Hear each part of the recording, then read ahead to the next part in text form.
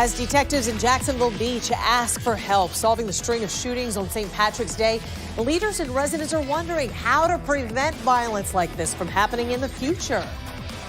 Police released this video of people scattering after one of the shootings Sunday evening. A 21-year-old man died. 3 more men were hospitalized. News for Jax reporter Vic Micolucci looks at how Miami Beach handled violence last year and a strategy they say has been successful in preventing crime this year.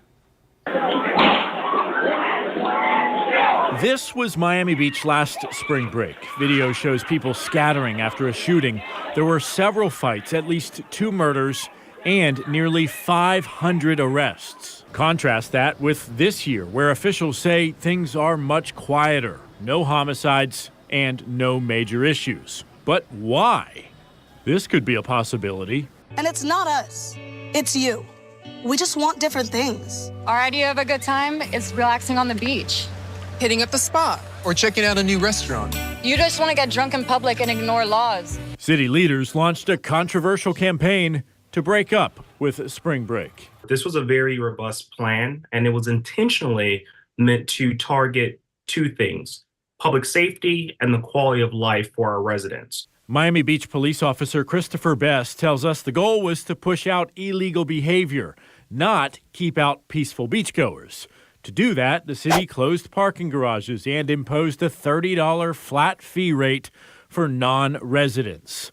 They doubled the towing fee for non-residents to $516. They closed certain beach entrances, made liquor stores shut down at 8 p.m., and this past weekend put a curfew in place from midnight to 6 a.m., all the while flooding the streets with officers from 18 different agencies. He says it's made a huge difference, given not all businesses and visitors are happy. The owners of 3 nightclubs have sued over the curfew, claiming it's costing them.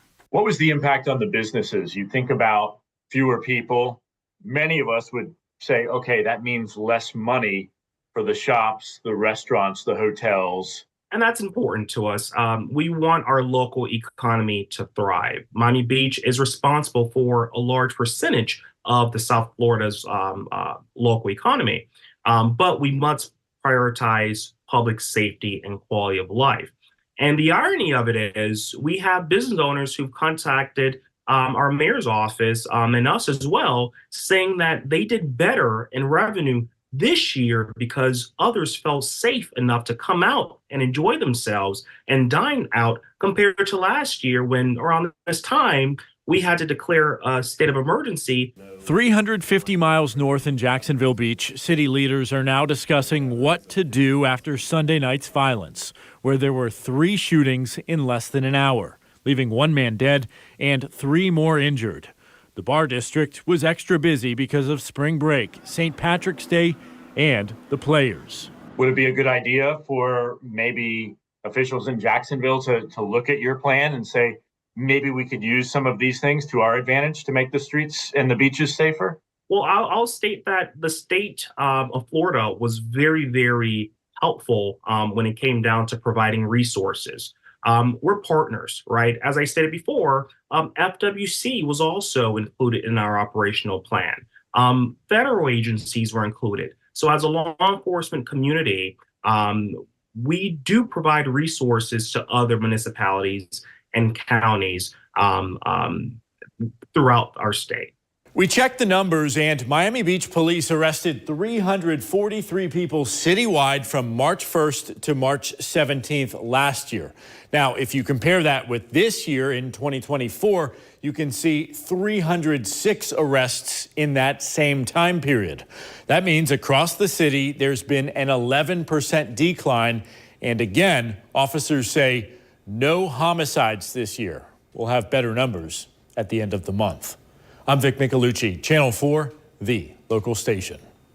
Jacksonville Beach police officers have partnered with the FBI to investigate the shootings in the meantime, creating this website for witnesses to submit pictures, videos, and information about what happened. It's fbi.gov/JaxBeach-shootings. You can also call the police department or Crime Stoppers anonymously.